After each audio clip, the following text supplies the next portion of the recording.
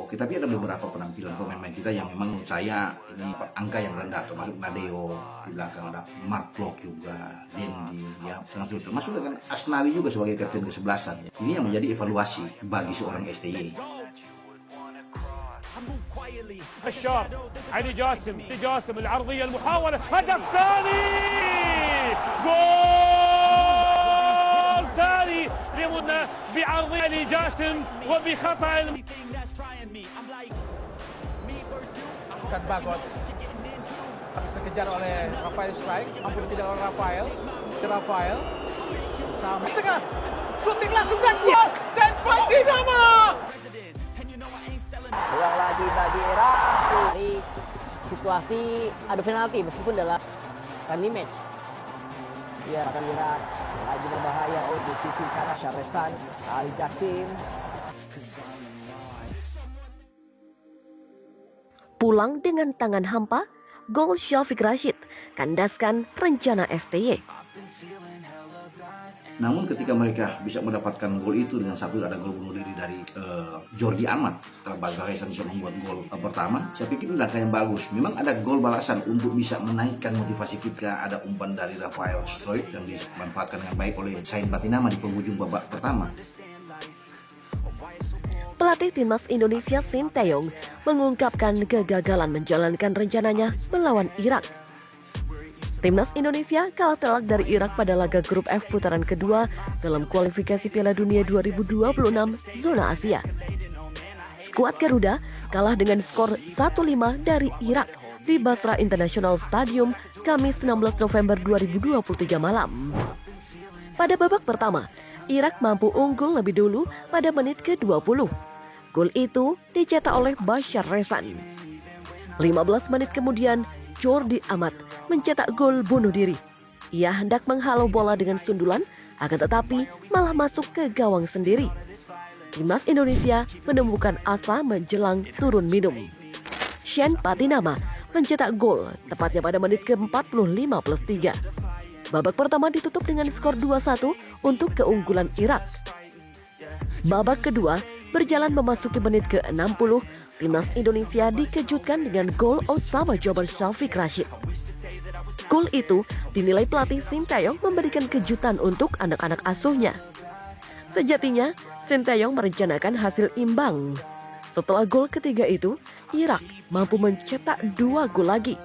2 gol terakhir Irak dicetak oleh Yosef Amin di menit ke-81 dan Al-Hamadi di menit ke-88. Tim Irak tampil baik dan membuat pertandingan menjadi sulit bagi kami. Demikian kata Sinteyong dilansir dari Win-Win. Kami mencoba untuk bangkit kembali dalam pertandingan, tapi upaya kami tidak berhasil. Saya mengucapkan selamat kepada Irak atas kemenangan ini. Demikian tambah Sinteyong. Gol ketiga untuk Irak mengejutkan kami karena kami berencana untuk bermain imbang dan kami bermain dengan cara yang ofensif, menunjukkan bahwa pendukung Irak membuat perbedaan dalam pertandingan ini dan memperkuat peluang tim nasional negara mereka. Demikian ujarnya. Sayangnya, sebanyak 5 pemain timnas Indonesia yang di luar dugaan dicadangkan Sinteyong saat menghadapi Irak. Kekalahan dari Irak membuat timnas Indonesia berada di dasar klasemen sementara grup F tanpa poin, selisih gol -4.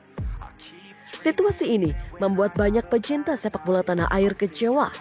Terlebih, ada sejumlah pemain timnas Indonesia yang di luar dugaan justru dicadangkan oleh Sinteyong di laga ini. Nama pertama adalah Sandy Wallace. Sandy Wallace menjadi salah satu pemain andalan timnas Indonesia yang dicadangkan saat melawan Irak. Padahal, bek kanan 28 tahun itu memiliki kemampuan yang cukup baik dalam bertahan maupun menyerang. Ia juga bisa dimainkan di berbagai posisi, termasuk gelandang bertahan. Sebelumnya Sandy Wallace selalu dimainkan Sinteyong pada 2 laga di babak pertama kualifikasi Piala Dunia 2026 zona Asia kontra Brunei Darussalam. Bahkan ia sudah mencatatkan 1 assist. Namun, belum diketahui alasan pemain Kevin McClellan itu tidak dimainkan di laga kontra Irak. Lalu, ada Rafael Struk. Ia merupakan sosok winger masa depan timnas Indonesia. Di usianya yang masih 20 tahun, pemain milik Adu Den Haag itu kerap menjadi sorotan berkat penampilan apiknya sehingga sering dimainkan oleh Sintayong baik di timnas Indonesia senior maupun U23. Namun, secara di luar dugaan, Rafael Struijk justru dicadangkan saat timnas Indonesia bersua Irak. Meski begitu, pemain kelahiran Belanda itu dimainkan dari bangku cadangan sejak menit ke-39 menggantikan Dimas Derajat yang cedera. Ia memberi 1 assist untuk gol Shen Patinama. Sama seperti Rafael Struijk, Sadil Ramdhani juga dicadangkan oleh Sintayong ketika timnas Indonesia membutuhkan sosok pembeda di laga kontra Irak. Namun, winger kanan 24 tahun itu pada akhirnya mendapat kesempatan bermain sejak menit ke-46 menggantikan Ricky Kambuaya. Sayangnya, kontribusi sang pemain milik Sabah FC itu tidak memberikan kontribusi yang signifikan untuk permainan skuad Garuda. Yang biasanya rutin mencetak assist di klubnya, ia dibuat tak berkutik oleh pemain-pemain bertahan Irak. Selanjutnya ada Hernando Ari. Kiper Persebaya Surabaya ini tidak diberi kesempatan bermain saat timnas Indonesia dibobol Irak. Padahal, pemain 21 tahun itu memiliki kemampuan yang mumpuni dalam mengawal gawang timnas Indonesia. Buktinya, Hernando Ari hanya kebobolan 2 gol saat timnas Indonesia kalah 0-2 dari sang juara dunia 2022, timnas Argentina.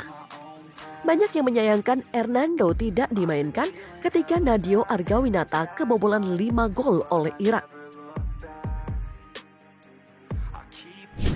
Dan yang terakhir ada sang bomber gacor, yakni Ramadan Sananta. Penyerang 20 tahun ini juga tidak dimainkan sama sekali oleh Sintayong saat timnas Indonesia membutuhkan striker predator untuk menjebol gawang Irak. Padahal, Ramadan Sananta cukup produktif dalam mencetak gol. Terbukti, striker Persis Solo itu sudah mengemas 4 gol dari 6 laga untuk timnas Indonesia senior. Bahkan, ia menjadi top skor SEA Games 2023 dengan koleksi 5 gol. Sebenarnya, Shen Patinama mengaku sempat mempunyai firasat bagus dalam laga timnas Indonesia kontra Irak. Tembakan Shen Patinama yang memanfaatkan umpan Rafael Struijk sukses menggetarkan jala gawang Irak. Torehan ini menjadi gol perdana bagi Shen Patinama bersama timnas Indonesia. Namun naas, pada babak kedua, timnas Indonesia justru kebobolan 3 gol yang dicetak oleh Osama Jabar di menit ke-59, Yosef Amin di menit ke-80, dan Ali Ibrahim di menit ke-88. Kini, Irak yang mengoleksi 3 poin berada di urutan pertama klasemen grup F putaran kedua kualifikasi Piala Dunia 2026 zona Asia. Sementara timnas Indonesia harus menempati posisi keempat.